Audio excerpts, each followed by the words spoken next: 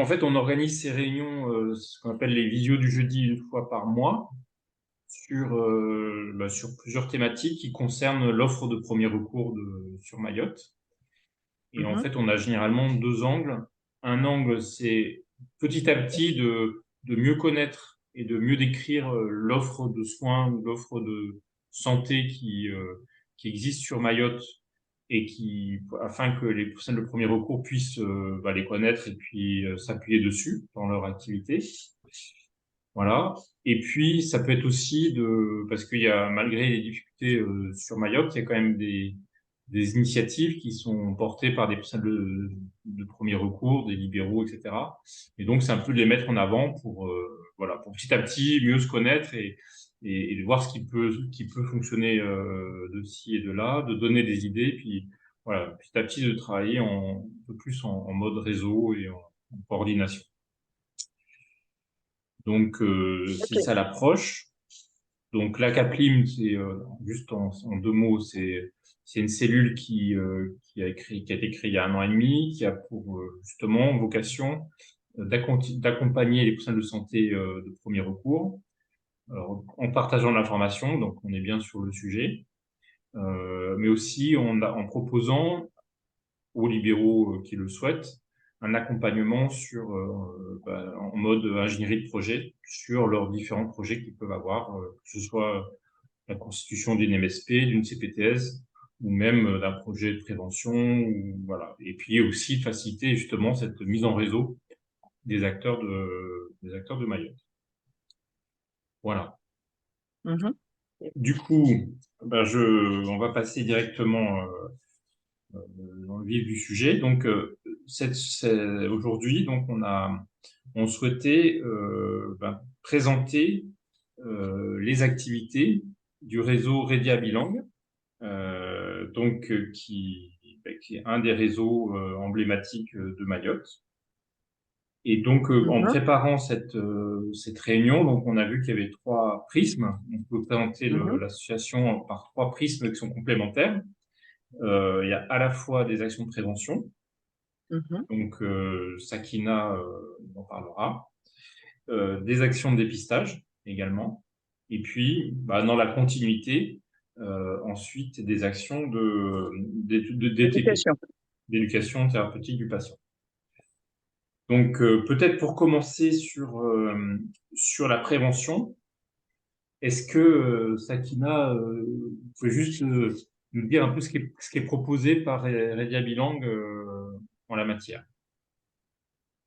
Oui, donc oui, comme vous l'avez dit, dans l'association, on travaille sur trois volets. Donc, toute la partie prévention, c'est ce qui va concerner les ateliers de sensibilisation, les formations et des ateliers cuisine. Donc, sur toute cette partie prévention, on a trois choses.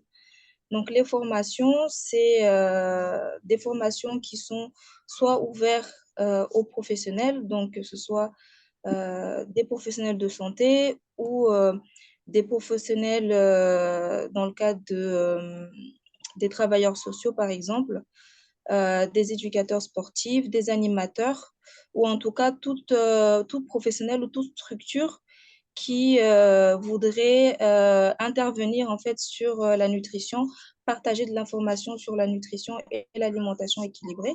Donc, on intervient dans ces structures pour former les salariés, les professionnels impliqués dans ces projets-là. Après, on a les ateliers de sensibilisation. Donc, les sensibilisations, il faut savoir que aussi toute structure peut faire appel à nous pour sensibiliser ses bénéficiaires ou pour organiser des ateliers grand public, en fait, ouverts à tous sur des thématiques données. Donc, ça peut être sur une sensibilisation sur le diabète, l'hypertension ou une sensibilisation sur l'alimentation équilibrée, surtout adaptée à Mayotte, à notre consommation locale, à nos habitudes alimentaires. Et enfin, on a les ateliers cuisine. Donc, les ateliers cuisine, c'est toujours une suite, en fait, des ateliers de sensibilisation. Donc, on va dire que c'est la pratique après la théorie. D'accord. Donc, pour ces ateliers cuisine-là, c'est une diététicienne qui va intervenir et déjà préparer en amont des recettes locaux ou revisitées qui vont préparer avec les bénéficiaires de la structure. Et le jour J, en fait, il y aura toujours une partie sensibilisation qui sera faite avec l'assiette équilibrée, donc comment bien composer son assiette pour avoir une alimentation qui est équilibrée. D'accord. Alors oui, je l'ai pas dit, mais en fait, l'idée c'est d'avoir un échange libre. Donc, si vous avez le moindre question à tout moment, on peut, voilà, on peut être dans. Moi, si je peux rajouter, Sakina, ton public, toi, c'est très variable. Ça peut être les écoles, les universités. Ça commence à partir de 6 ans, si je me trompe pas, en passant par les écoles primaires, les collèges, les lycées, l'université, mais aussi tous les professionnels de santé. C'est ça. Voilà, c'est Voilà. C'est ça. tout public. Voilà. À partir de 6 ans, c'est tout public. Et aussi préciser que toutes nos interventions sont gratuites. Et Donc, sur toute ligne. voilà, sur toute Est-ce que l'île. vous pouvez donner un exemple, par exemple, d'intervention que vous avez aidé à monter dernièrement pour voir un peu. Bah, avec les CCAS, des choses comme ça? Ouais, par exemple. Je Ben, comprends. après, c'est pas un projet, on va dire, qui est très, très récent parce que ça a commencé il y a quelques mois déjà avec, vas-y, je prends juste l'exemple d'un CCAS, le CCAS de Bouéni. Du coup, on a fait en fait, enfin, dans le volet prévention, on a fait les trois parties. Du coup, on a commencé par une formation, donc former les agents du CCAS, les animateurs, les travailleurs sociaux qui sont salariés du CCAS. On les a formés à la nutrition, le programme national nutrition santé adapté à Mayotte, avec une petite partie pour expliquer ce qu'est le diabète, les causes, les complications, les conséquences. Et il y a aussi dans cette formation-là, vu que c'est vraiment quelque chose qui s'adressait aussi à des animateurs, une petite partie outils de prévention. Donc, on a vu plusieurs outils de prévention. Donc, on a une assiette équilibrée, la pyramide alimentaire, on a une fleur alimentaire. Et du coup, à la suite de la formation, il y a eu plusieurs ateliers de sensibilisation qui ont été programmés en fait dans chaque village de la commune. Et ces ateliers-là sont animés et toujours en collaboration en fait avec les salariés du CCAS. Comme ça, en fait, ils voient comment on utilise ces outils au quotidien avec le public. Donc, leur public, c'est des personnes âgées D'accord. avec le public. Et on espère par la suite qu'eux, ils pourront programmer d'autres ateliers de sensibilisation, mais qui vont animer par eux-mêmes, étant donné qu'ils ont eu la formation, ils ont vu D'accord. des exemples de sensibilisation. Et après les sensibilisations, il y a eu des ateliers cuisine qui ont été programmés avec le même public. Sur la partie justement, moi c'était une question que je me posais, on en avait parlé un petit peu dans la préparation. C'est vrai que donc effectivement les conseils en nutrition vous reposez sur les conseils du PNNS, la Programme national nutrition santé. Mais il y a la question, c'est comment est-ce que vous l'adaptez? Comment est-ce qu'on adapte ces conseils en nutrition au contexte mahorais, quoi? Est-ce que vous faites comment vous faites l'effort de rendre ces conseils opérationnels dans le contexte de Mayotte? Euh, pour, euh, Pour l'alimentation, on Pour s'adapte l'alimentation. à l'alimentation nord-est, c'est-à-dire avec les plats typiques d'ici. On prend des exemples de plats qui sont très équilibrés, qui étaient très équilibrés à la base. Juste un peu les revaloriser et puis expliquer aux gens qu'ils peuvent reprendre cette cuisine traditionnelle qui est très équilibrée. Si on fait un peu le bilan aujourd'hui, c'est parce que l'alimentation a un petit peu changé depuis 10-20 ans avec ces fameuses boissons sucrées, ces mabawas, ces choses comme ça, alors que l'alimentation au départ mahoraise est très équilibrée. Donc c'est un peu revaloriser aussi tous ces produits que l'on a sur l'île, les fruits que l'on a sur l'île, les breads, les choses comme ça, parce qu'on les a sur l'île, il faut les utiliser. C'est ça. Après, voilà, si je peux prendre un exemple de plat, par exemple, on a le mtolola, en fait, c'est comme une ratatouille ou une soupe, je ne sais pas comment dire ça, mais c'est à base de bananes, de manioc et avec une viande, soit du poisson, soit de la viande bovine. Et pendant les séances d'atelier cuisine, on essaie toujours de conseiller les personnes de rajouter des légumes dans cette préparation. Par exemple, ça peut être des carottes, ça peut être des courgettes, ça peut être des breads aussi, parce qu'on peut rajouter des breads dans ce plat-là. Et on essaye toujours de leur montrer en fait qu'avec les plats qu'on a l'habitude de manger tous les jours, il y a une manière de les cuisiner pour qu'ils soient plus équilibrés. Oui, ça. Dans- dans- Et vous avez pris un autre exemple quand on a préparé la réunion, vous avez pas du pilau aussi. Ça Oui, fait... oui, avec le pilau, on peut rajouter des légumes dans la préparation. En fait, quand on cuisine, ben, on peut rajouter tout plein de légumes, que ce soit des légumes frais, que ce soit des légumes en conserve ou des légumes surgelés qu'on trouve dans les magasins. Donc, il y a toujours une astuce ou un moyen de rajouter des légumes dans les préparations qu'on fait. Et d'ailleurs, vous m'avez montré un site, alors je sais pas si tout le monde le connaît, mais enfin, un site ou en tout cas un Facebook que j'ai trouvé très intéressant, justement, qui présente un peu je le mets en lien là pour que tout le monde puisse éventuellement y aller. Ah, et puis après, il y a une question. Et en fait, ça présente voilà, des recettes, justement, des recettes locales, enfin, des recettes, mais Ouais, qui ça sont m'aide, ouais. adaptées à la culture marocaine. Tout à Oui, fait. oui, c'est ça. C'est ça. À la base, Ouais. c'est une campagne en fait qui lie alimentation équilibrée et activité sportive. Donc, sur cette page-là, il y a ces deux parties-là, ces deux volets.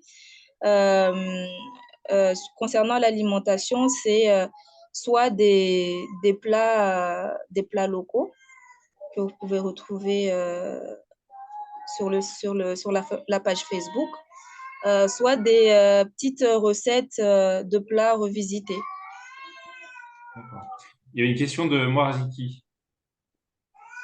Bonsoir, je me présente Marie-Ziki, infirmière libérale. En fait, ma question, ce serait juste pour savoir si vous faites des actions en continu. Je m'explique. Parfois, on a des patients conçus en ETP avec comment on appelle, l'IPA. Et on a envie d'organiser justement des séances d'éducation à la santé avec des menus type Mayotte. Mais c'est des actions, en fait, c'est des patients conçus régulièrement. Donc, en fait, ça veut dire que tous les 3 mois, il faudrait organiser ces séances-là. Donc, est-ce que ça rentre dans un protocole ou comment ça se passe, en fait, si on veut mettre en place ce genre de prise en charge, en complément de l'éducation qu'on leur donne sur tout ce qui est théorie? Il y a la pratique aussi qui est très importante dans ce volet, en fait. Ok. Donc, c'est voilà. Ok. Je ne sais pas si vous m'avez compris ma question. Si, en fait, là, on est. Et comment est-ce qu'on met en place? C'est presque. On est sur la version éducation thérapeutique un peu. Comment est-ce qu'on accompagne des patients diabétiques, par exemple, sur l'éducation thérapeutique? Donc, Eh ça, ben, nous, c'est. en fait, il y a l'IPA qui entame déjà ce volet-là, sur tout D'accord. ce qui est théorie, sur tout ce qui est suivi des bilans et tout. Mais après, il manque la partie pratique, Ah, ok. pratico-pratique, c'est-à-dire Bah, inviter vraiment les patients à consommer local, ce qu'on leur dit, hein. Mais après, je pense avec un professionnel, c'est encore qui est déjà dedans. C'est moi, ce que je propose, puisque en fait, c'est un peu une demande entre guillemets un peu bâtarde, puisque nous, quand on fait de l'ETP, on va aller de A à Z. Et là, quelque part, ce que tu nous d'accord. demandes, c'est la fin de la partie de l'ETP. Je vais l'expliquer après l'ETP. Moi, ce que je propose, Oui, c'est que l'infirmière EPA, elle contacte Radia Bilang et oui, que vous puissiez monter ensemble ce projet. Je pense que le c'est projet. possible. Sakina, je ne sais pas ce que tu en penses. Mais je Si, pense si, qu'il y a c'est peut-être moyen de proposer quelque chose. Il n'y a pas de souci, hein. Si, c'est D'accord, Il suffit, possible. ok. il suffit qu'elle nous envoie un mail et puis on y répondra et je pense qu'il y a moyen Sera de. prise en charge. Il Ok. Merci. En n'y a tout pas de cas, souci. je tenais juste à vous dire que c'est vraiment, enfin, bravo pour tout ce que vous faites parce qu'on en voit quand même pas mal de patients qui sont suivis par IDIAB et je trouve que c'est un excellent retour en fait qu'on a de nos patients qui apprécient. Moi, je savais pas qu'il y avait du sport et il y en a Mm, qui me disent, mais si on fait du sport avec le CCAS, mm. d'autres qui me disent, enfin, ils ont un bon retour, quoi. Donc, je trouve que c'est quand même important de vous le dire aussi. Mais c'est gentil, ça fait toujours plaisir d'entendre. Ça me permet peut-être de rebondir sur la partie ETP, je sais pas ce que tu en penses, Alors Gilles. peut-être on pourrait, alors, donc effectivement, peut-être qu'on pourrait faire le lien avec d'abord peut-être le dépistage parce que c'est aussi, et après peut-être finir par l'ETP. Mm. Alors juste peut-être avant de finir sur la partie prévention, mais ça c'est Redia Bilang organise une journée, c'est ça, le 16 octobre, je crois. Le Est-ce 16 que octobre, c'est un lundi. d'accord, 16 octobre, c'est une journée sous format d'un séminaire où il y aura une table ronde sur la thématique du diabète et de la précarité alimentaire.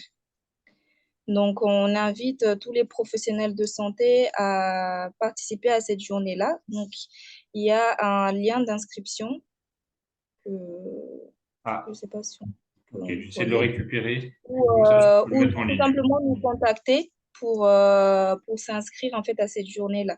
Du coup, à la table ronde, ce sera le sujet, c'est principalement comment prendre en charge en fait les patients diabétiques qui sont en situation de précarité alimentaire. Et il y aura Précarité parmi les alimentaire ou précarité financière? Précarité économique? précarités alimentaires, Précarité alimentaire. D'accord. en situation de précarité alimentaire. Et sur la table ronde, il y aura plusieurs intervenants, dont du coup, il y a la DET, il y a l'ARS Mayotte, il y a la Croix-Rouge et il y a le CHM, D'accord. du coup, qui vont discuter de ce sujet-là. Et après, il y aura Juste rappeler plusieurs ateliers. le lieu, Donc, peut-être préciser le lieu. oui, à la MJC de Mgombani. Donc, c'est toute la matinée de 8h à... En fait, les dépistages, ben, il y a deux manières de faire des dépistages à Redia Bilang. Il y a déjà la permanence qui est faite tous les mercredis matins au réseau. Donc, de 8h à midi, les gens se présentent sans rendez-vous. On leur fait un dépistage diabète et hypertension. En fonction des résultats, ben, on va leur proposer d'intégrer le programme ETP, on va leur donner quelques conseils ou d'aller voir le médecin ou des choses comme ça. Et il y a aussi les dépistages de masse qui sont organisés, soit les grosses journées comme la journée mondiale du diabète, ou des actions que Sakina peut monter justement avec des CCAS, des mairies, des lycées, des collèges. Ça nous est déjà arrivé d'aller dans un lycée faire le dépistage par exemple du personnel. Euh, en fonction de ce dépistage, on a aussi des portes d'entrée aussi encore pour le TP derrière. C'est-à-dire qu'en fonction des résultats, on peut déjà donner des conseils aux gens au moment du dépistage, mais il peut y avoir une suite aussi derrière. Toujours pareil, c'est sur toute l'île. Ça s'organise avec les professionnels de santé ou les mairies, les instances, tout ça, les associations et les entreprises. les entreprises aussi. On a fait pas mal d'entreprises aussi l'année dernière. Avec après tout le travail qui peut s'organiser derrière sur les ateliers qui peuvent se faire aussi le même jour d'ailleurs. Parfois, c'est ce qui se fait. On fait un dépistage, en même temps, il y a des ateliers sur l'alimentation équilibrée qui se font. Oui, donc juste, donc il y a une plage qui est ouverte. Vous pouvez juste la rappeler pour que ce soit. Sur Mamoudzou, tous les mercredis matins, rue Boboka, en face, l'escalier qui est en face le CHM, la radio. D'accord. Et mercredi matin, Oui. c'est de quelle heure à quelle heure? C'est De 8h à midi à Mamoudzou. Midi. d'accord. Et puis donc du coup, sinon, c'est des dépistages plus qui sont liés à des événements ou à... Voilà. D'accord. Mais est-ce qu'il y a est-ce que vous donnez une visibilité aux professionnels de santé, par exemple, du programme pour savoir que tel jour, dans mon secteur, enfin, dans l'Est ou dans le Sud, il y aura un dépistage. Comment est-ce que les professionnels de santé peuvent savoir où il y aura des dépistages plus en proximité de chez eux? Alors pour le moment, c'est souvent, par exemple, les CCAS qui font la promotion, qui font des D'accord. maraudes la semaine d'avant ou qui ont un système d'affichage.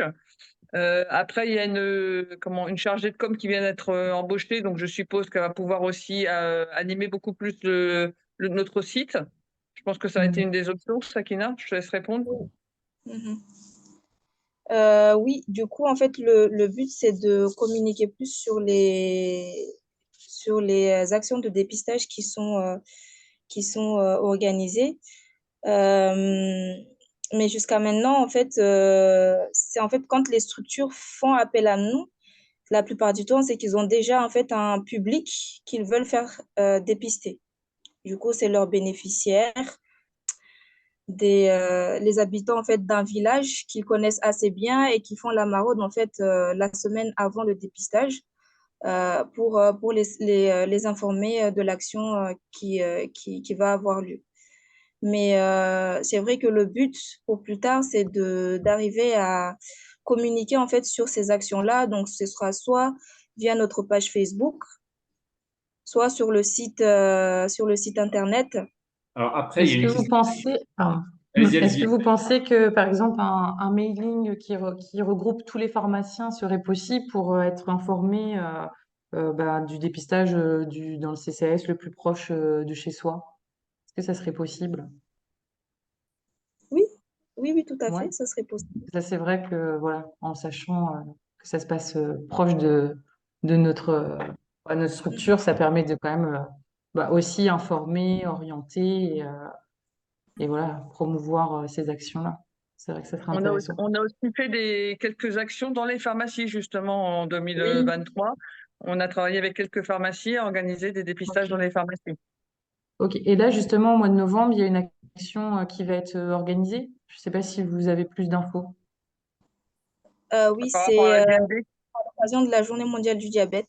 Oui, c'est ça. On a fait appel à toutes les Ouais, pharmacies de Lille, ouais. toutes celles qui sont intéressées en fait pour enfin, participer à ce projet Mhm. euh, et qui consiste en fait à faire des dépistages diabète et hypertension sur tout le mois de novembre.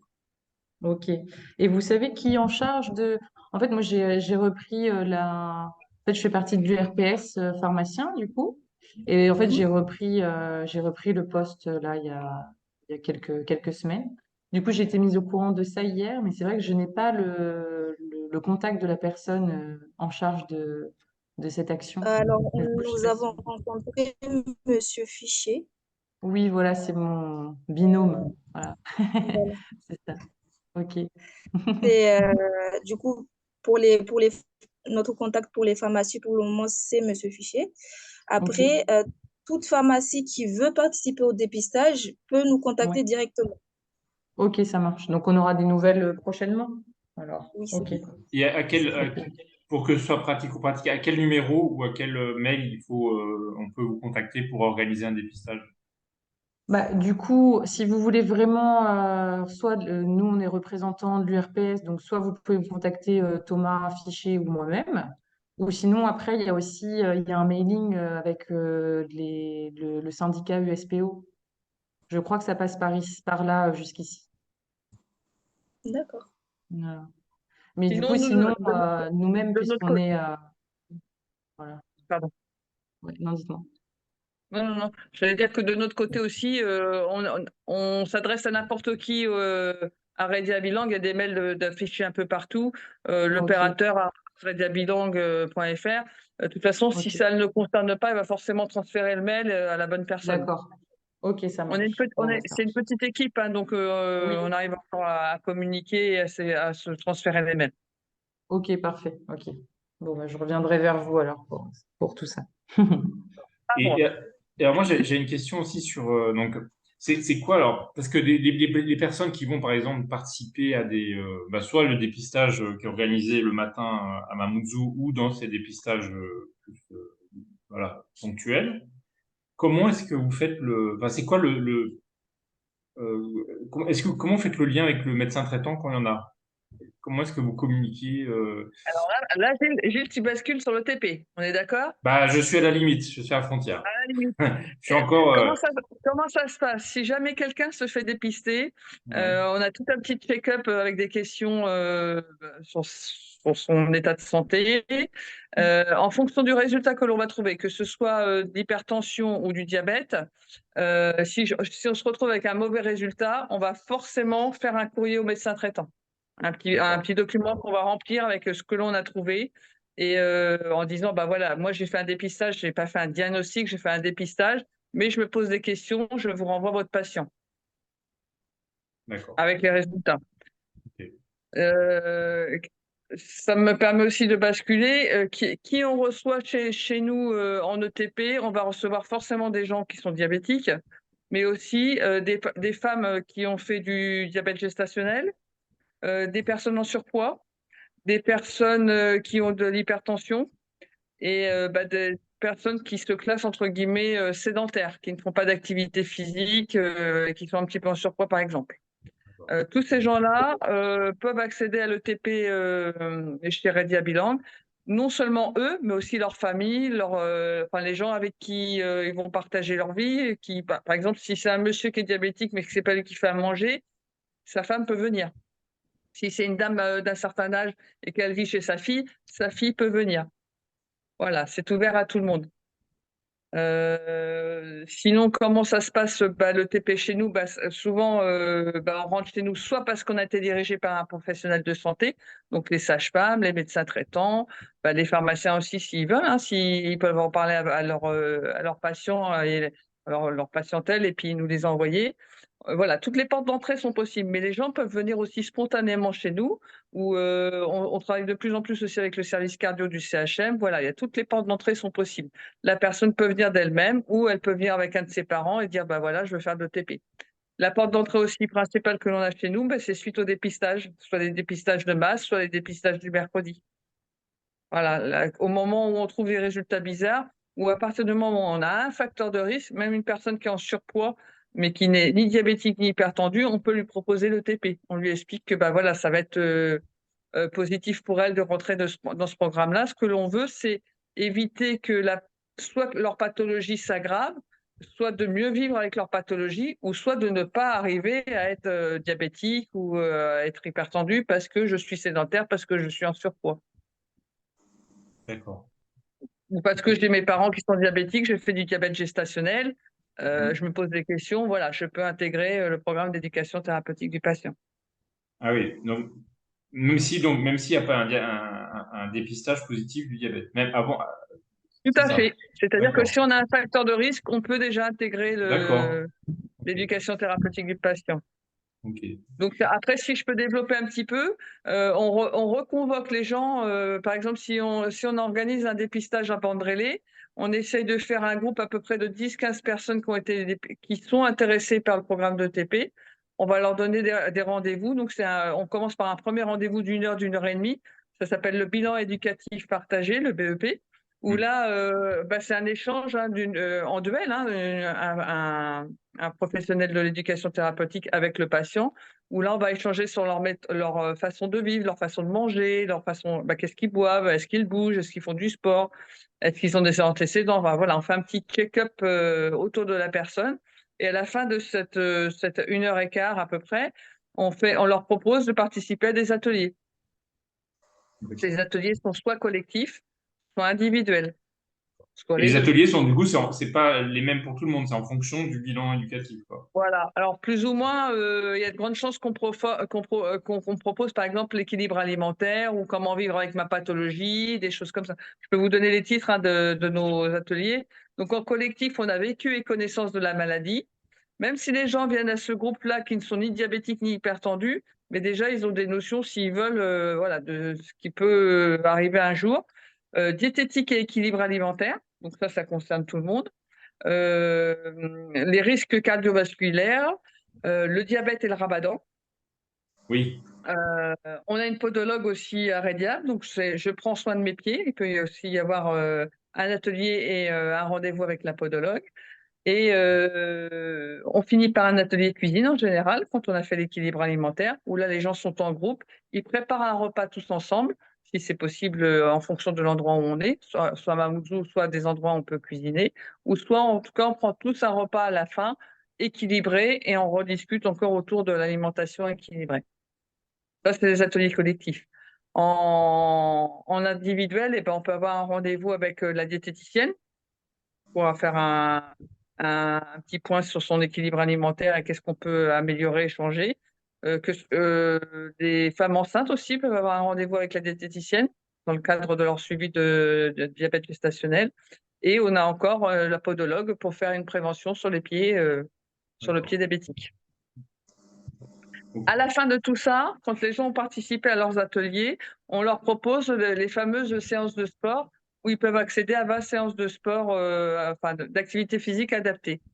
Et à la fin de ces 20 séances d'activité physique adaptée, on leur donne, l'éducateur doit leur donner plusieurs adresses autour de chez eux, de CCAS, d'associations, de clubs, Oui. où ils peuvent continuer à faire du sport après. Oui, parce qu'il y a un partenariat avec le CROSS de Le Mayotte. cross, et puis des éducateurs aussi, la PSL, voilà. D'accord.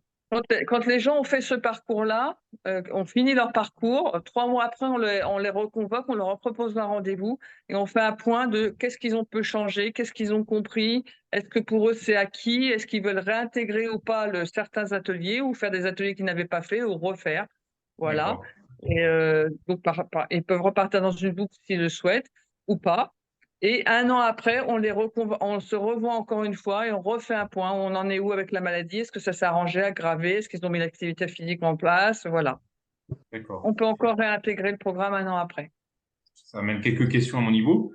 C'est quoi votre capacité à couvrir, tous les territoires? Vous êtes capable, du coup, vous mettez en place ces ateliers en proximité des patients ou Tout à c'est fait. sans... C'est pour ça que souvent, ça se fait suite à une grosse action de D'accord. dépistage ou de sensibilisation.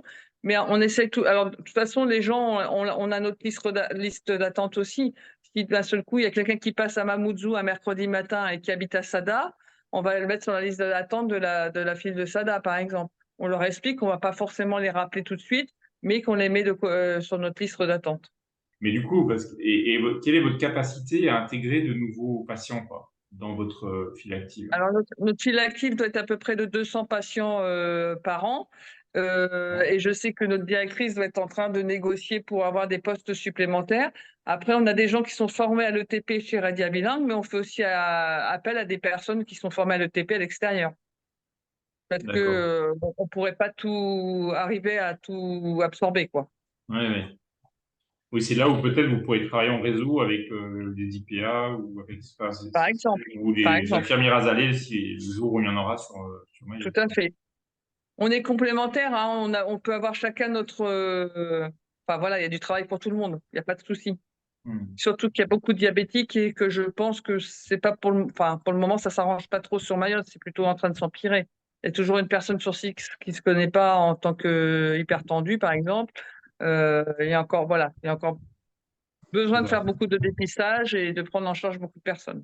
Oui, Sakina me disait que la prévalence, enfin, à l'issue de vos dépistages, ça, c'était autour de 15%, quoi, sur le diabète.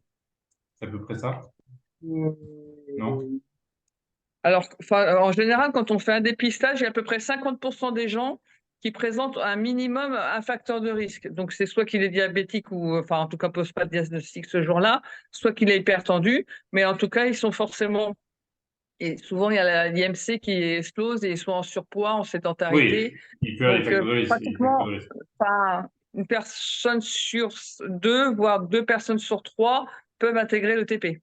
Oui, oui, oui, mais là, je parlais plutôt de diabète avéré, quoi, enfin, de diabète Oui, Après, diagnostiqué, oui. quoi.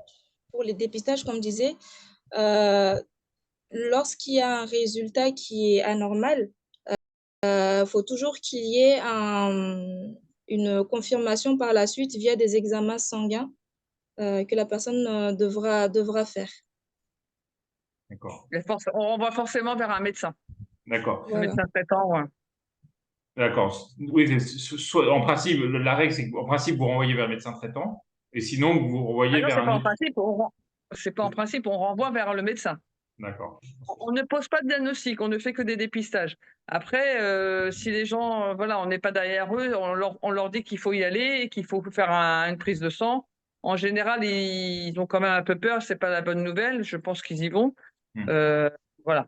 Moi, je voulais poser une question, pardon, j'ai pas levé la main. J'ai participé au dépistage en tant qu'infirmière et parfois on a des patients, des personnes vraiment, on sait que c'est catastrophique, il faudrait absolument voir le médecin d'urgence. Est-ce que ces personnes-là, on essaie de voir par la suite s'ils ont vu le médecin ou voilà, on se base sur leur responsabilité qu'on leur a dit ce qu'il en était. Après, on se base sur la responsabilité de chacun, c'est-à-dire que même dans le programme ETP, on fait signer une charte au patient, un engagement au patient, c'est-à-dire que le TP ne peut fonctionner que si la personne, elle s'investit aussi.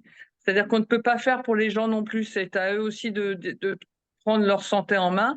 Et effectivement, enfin, après moi, personnellement, quand je fais des dépistages, j'essaye de les convaincre en disant, bah voilà, les résultats sont vraiment pas bons, il faut aller vérifier. Mais il y a aussi des gens, c'est Inch'Allah, et je pense que, voilà, parfois, ils ne veulent pas savoir. Ça reste Oui, c'est encore très tabou, exactement ça ça en reste très fait. tabou encore le diabète sur l'île, hein.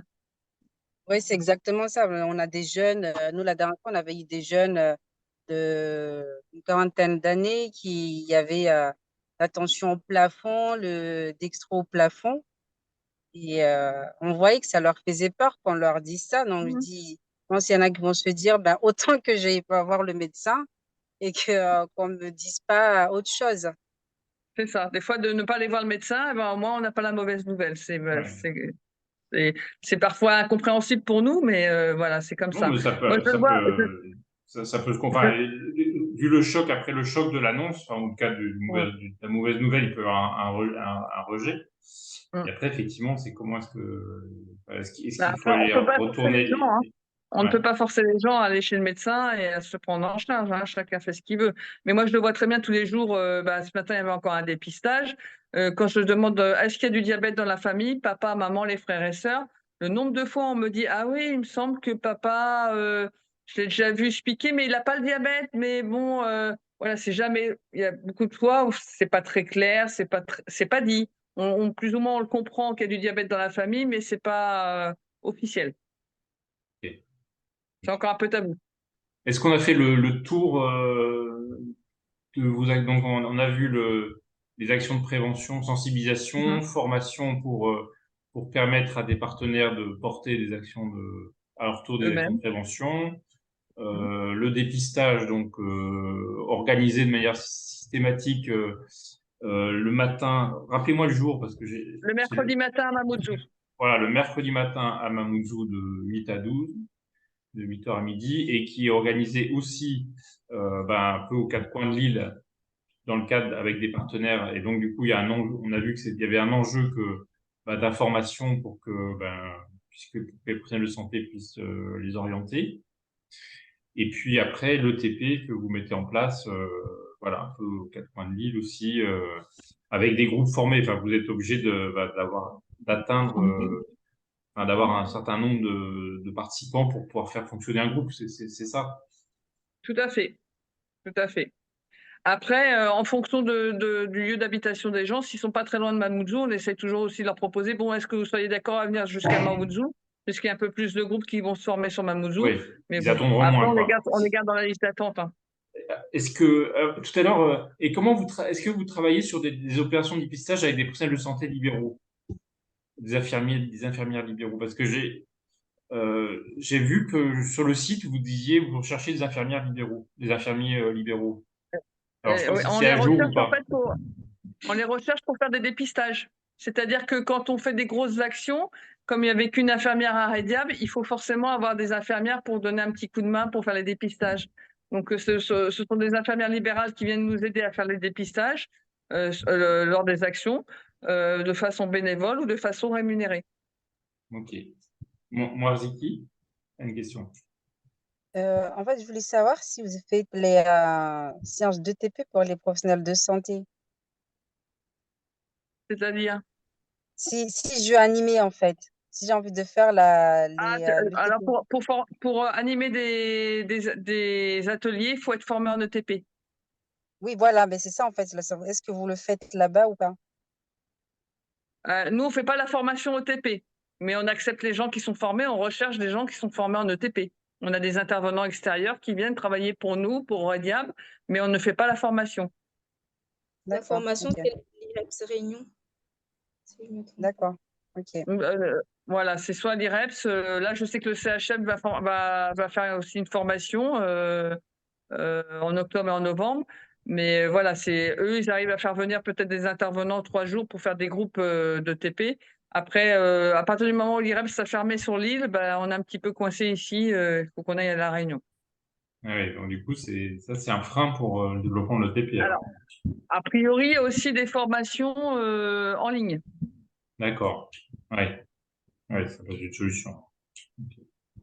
Bon, c'est pas tip top, mais au moins ça permet d'avoir la formation. Ok. Très bien. Alors, juste, donc, je vous invite vraiment parce que je découvrais donc le Facebook là, je vais peut-être même le partager là rapidement, si je peux. Le Facebook, je sais pas si vous le connaissiez d'ailleurs, mais euh, Permets-moi. Maïcha Mema, où il y a vraiment enfin, je trouve que c'est adapté. Enfin, il y a des recettes, des conseils de recettes, voilà, ça peut être pas mal après une consultation chez un médecin d'inviter le patient à aller voir, quoi, on sait jamais. Mhm. La journée d'information du 16 octobre sur la précarité alimentaire, c'est ça. C'est ça. Et puis, ben, on parlait enfin, du coup d'intensifier les liens avec les libéraux, par exemple avec les pharmaciens qui pourraient se faire les relais de vos campagnes de dépistage.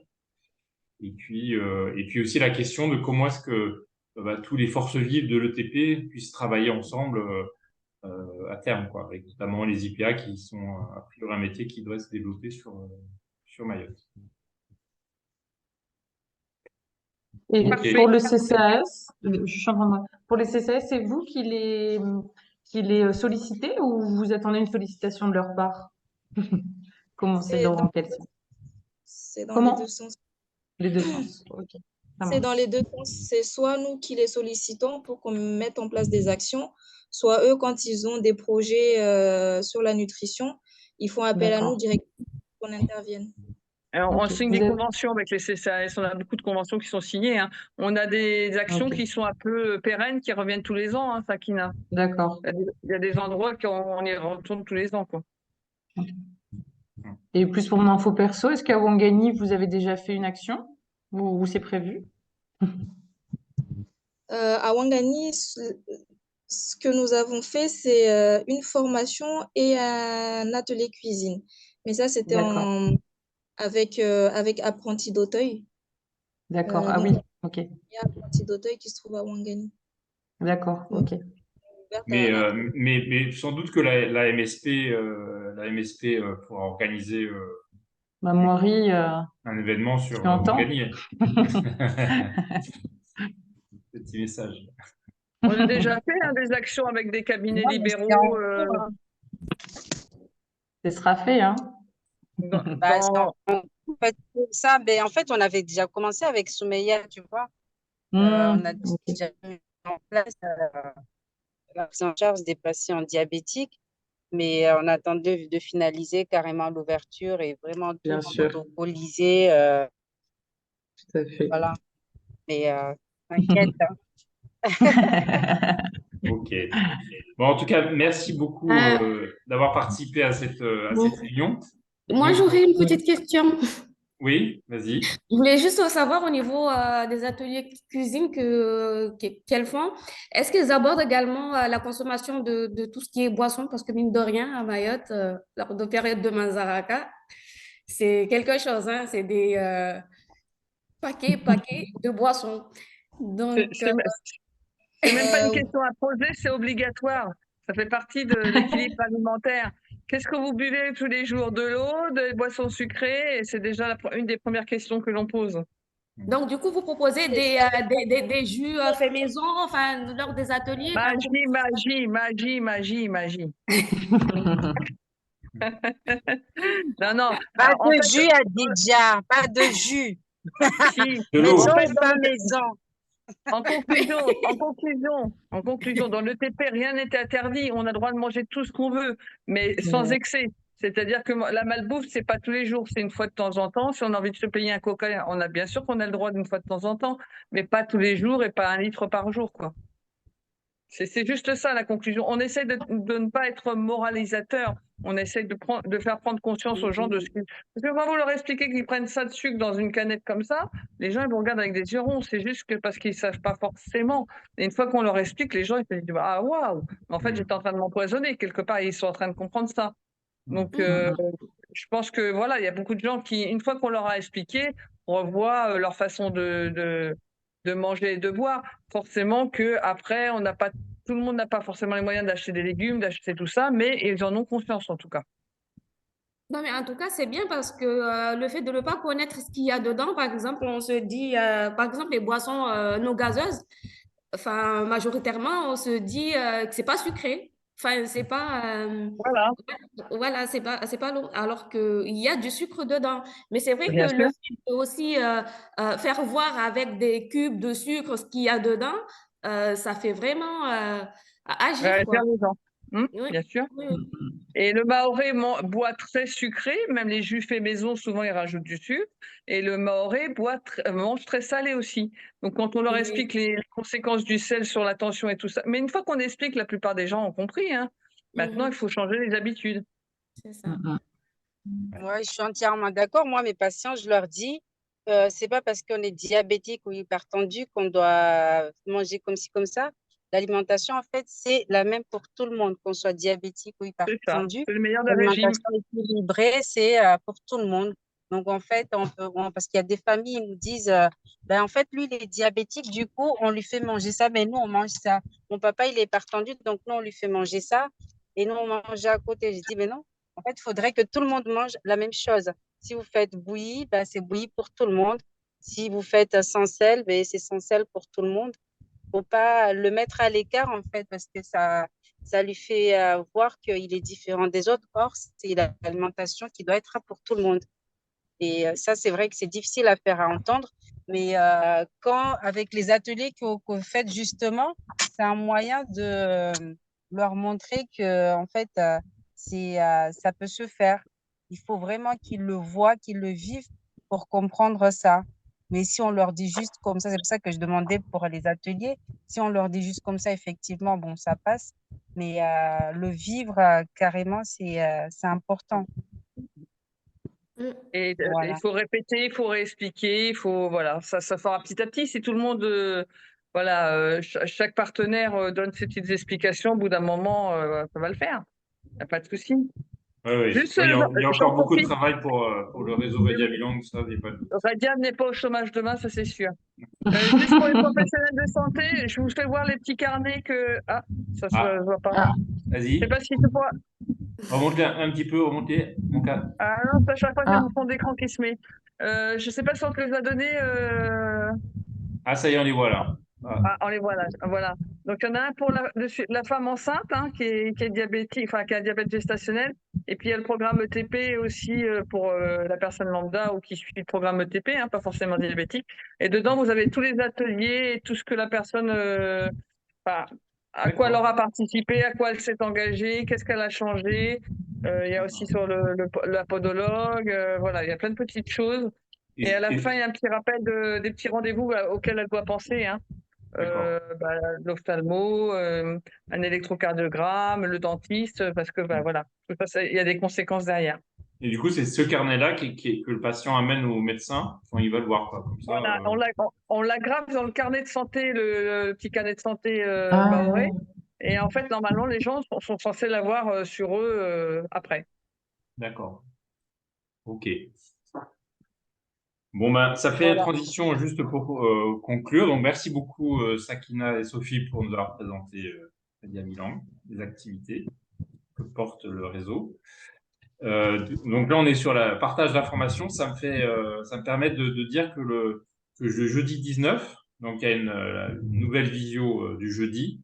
Ce sera Tézit qui présentera mon espace santé et la messagerie sécurisée. Comment sécuriser le partage d'informations pour une meilleure coordination entre les professionnels de santé. Et puis, je mettrai en ligne cette vidéo, voilà, l'enregistrement de notre échange. Et puis, on fera passer l'information pour que d'autres professionnels puissent en profiter. N'hésitez pas en tout cas de passer l'info. Et puis, bonne soirée à tous.